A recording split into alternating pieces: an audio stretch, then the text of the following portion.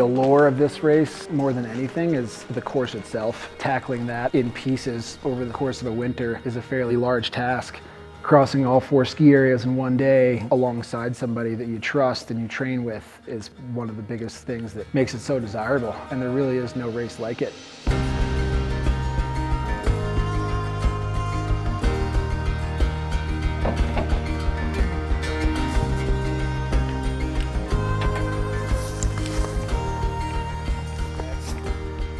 Digging deep and finding your spirit in the mountains and pushing in the mountains is like, you know, it's one of the things that I think for both of us is really inspiring.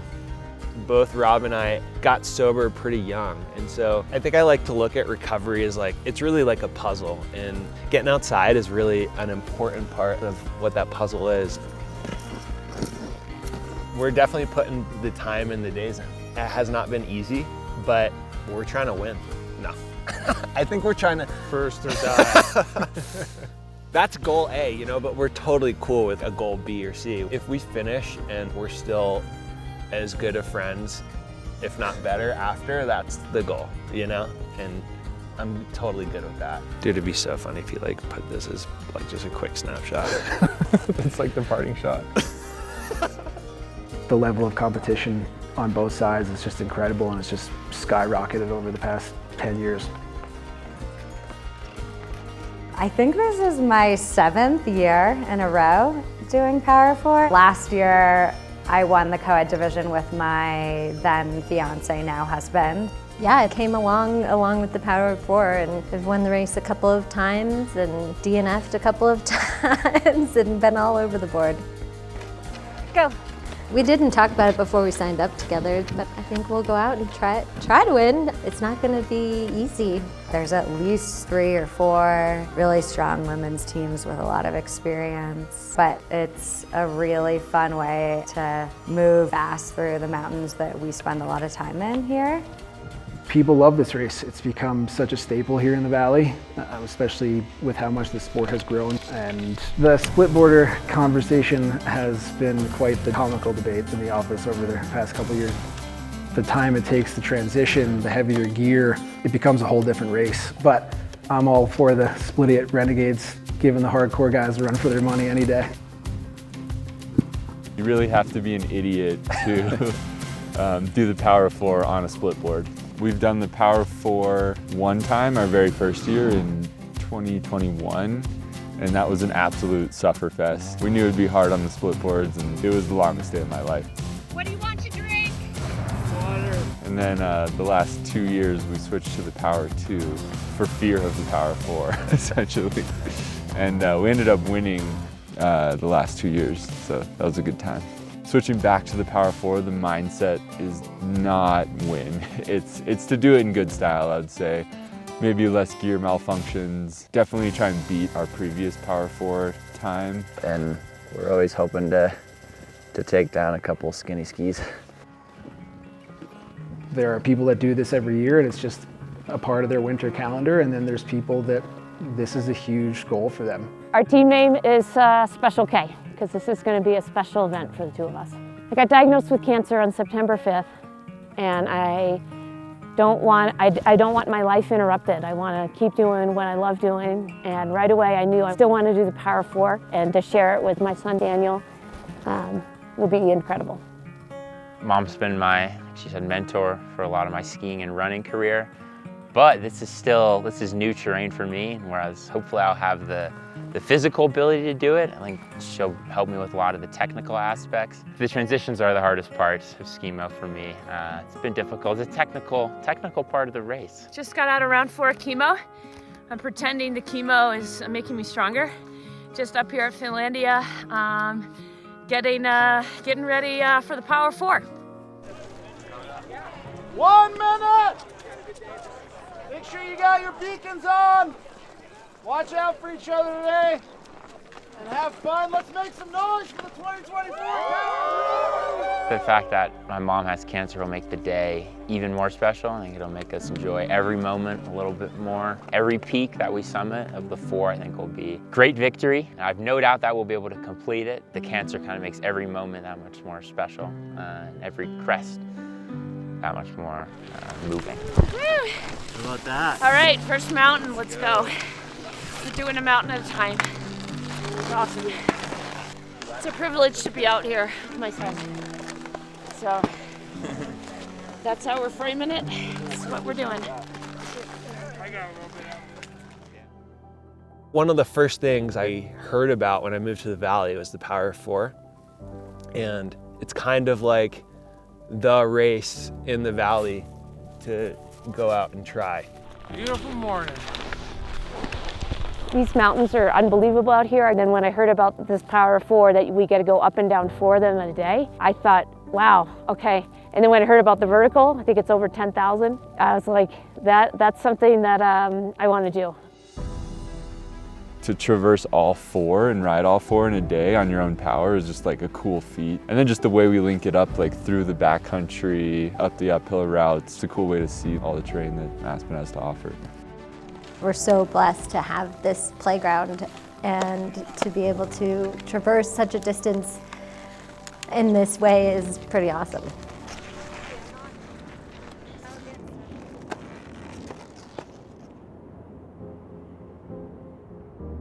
This race will really test and separate the good experienced skiers from maybe those who haven't done as much skiing. It'll only be my 5th time ever skinning. Got my new Skimo gear last week. This is the longest it's ever taken. You got it. No, I don't. No? Sorry. Okay. All right, okay. And then put it all the way up until it clicks. All right, in the middle, I'm more worried about my boots than my fitness. Part of my mindset too, I think, will be about enjoying the experience, enjoying the uphill, enjoying the downhill, but the big part will just be being out there together, enjoying the mountains, and having a good time. Yeah, you. It's awesome. I really like the team element of the race.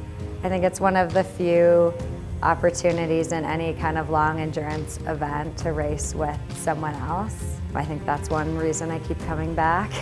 There's all kinds of things and a lot that has to come together in these teams races to have a successful day. We've had a broken pole, lost glasses, in a tree well, Dropped a skin. I think, yeah, that's all of it. I tend to have a gear malfunction at some point during the race every single year. One of Brandon's top skills is he can fix just about anything with the ski straps. I'm always pretty confident that Brandon will be there to fix it for me. It's really important to have the right partner and prepare the right way. I think recovery is a great metaphor. It's like there's a lot that can arise that's out of your control in a race like this because of all the variables as far as gear and the limitations of mind and body. Exercise for me in sobriety has a little bit more importance because I want my mind to be as quiet as possible, and I think that exercise really does that for me. When I was in the depths of my drug and alcohol use, I didn't think that I was gonna live till 25. Luckily, with the help of the sober community, I was able to kind of turn my life around, essentially. If you're sort of at the end of your rope with drugs and alcohol, there's an incredible beginning just waiting, and you have a cool opportunity if you see it that way. Good answer, Jay. Thanks. Skimo for both of us is a new sport, and I think to be able to share it with someone and have a partner to lean on in some of those really dark moments, it's a mega gift. Having more women on course or racing co-ed is awesome. Being where I'm at in the sport or in my life, it's kind of a sport that you come to a little bit later, or it has been. I'm excited to see maybe we'll get some young girls to show up. You see so many women out skinning, as many or more women out on Ajax in the morning as men. Hopefully over time that translates to more people wanting to show up and race. It's going to be a long day. You have to show up for each other, and that can be helping with the transitions or helping with fueling. I wouldn't want to be with anybody else, so we got this. Okay, one more. 3 down, one more. I'll be sort of halfway through my treatment of cancer. I mean, the movies portray cancer, and there's always someone who's very sick, bedridden for the entire time, and I think being out there proving that that doesn't have to be the case will be very powerful for us too. Getting down Highlands is going to be, in some ways, as equally challenging as going up. That is the fastest I've ever done that. Let's go! It's all about. It'll definitely be an experience. That being said, they don't award you style points for the downhill. From the top of Highland Bowl, racers head across a cat track to the top of Congo. Congo is a fairly spicy single track. Once they get down Congo, they cross over the road there and make the long trek up Midnight Mine to the top of Aspen. Keeping a positive mindset is super important and hard, especially on Midnight Mine. You get to it and you're already pretty tired from a couple mountains and your blisters have started to form on your feet, and it's a pretty long slog. You can't do anything without being mentally tough in this sport. Kind of the second half of the race becomes more mental. And that's where I think being really positive and knowing that if there's some setbacks, you still have it in you to keep going. The route down Aspen is nothing short of difficult. We're also open during the day, so we have to send them down sections that are a little bit off the grid, and they head down Walsh's, down through Bingo, and to the finish line of the Gondola Plaza.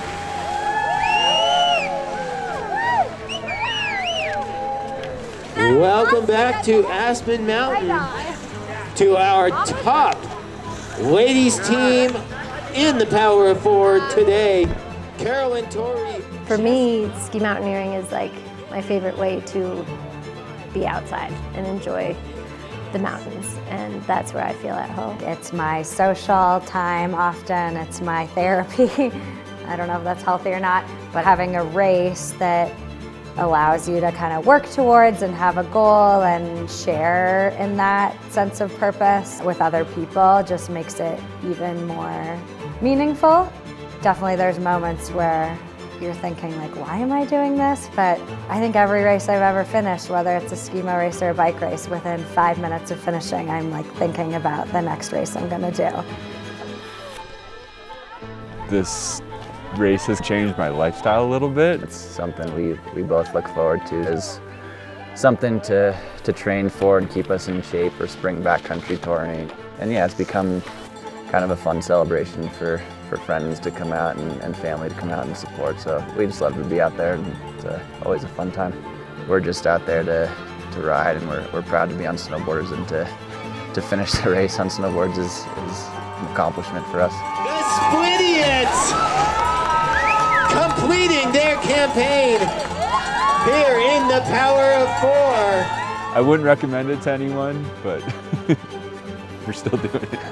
We'll never switch to skis. We're snowboarders for life. Yeah. Holy crap. Good work, Joe Fu. Things got real dark. It's important, whether you're in recovery or not, to do things that motivate you. And it's special to be part of a community that like celebrates that. Yeah, don't let fear ruin your life. One of the biggest lessons I've learned is not being afraid of failure. If we can inspire or at least provide a little bit of hope to someone who's still out there suffering, there is a better life out there, and all you have to do is ask for help or accept the help if it's being given to you. His feet are about to fall off. Gotta tumble down this. I think the important thing for us just be being out there together, in the mountains, all day, doing something we both love. For just to show him that cancer's not killing me, I'm still getting out here. I'm still going to be competing. I'm competing against the mountains, competing against cancer, competing against myself. When I finish, I want to know, I'm going to say like, I couldn't have gone any harder. That will be amazing. And what the time is, I don't know. But knowing that I fought my body, fought the mountains, and competed.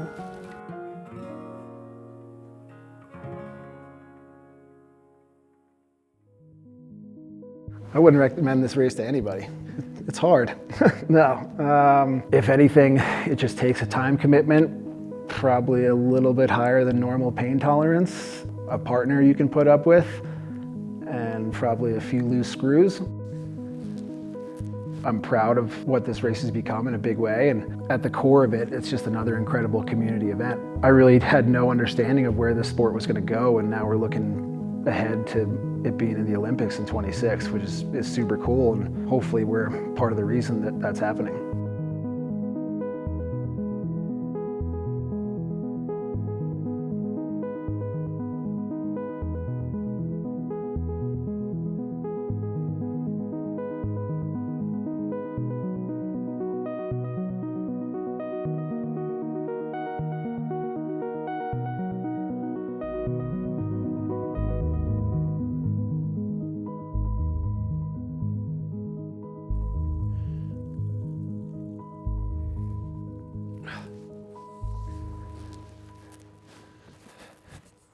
If you have a shot of that, please send it to me.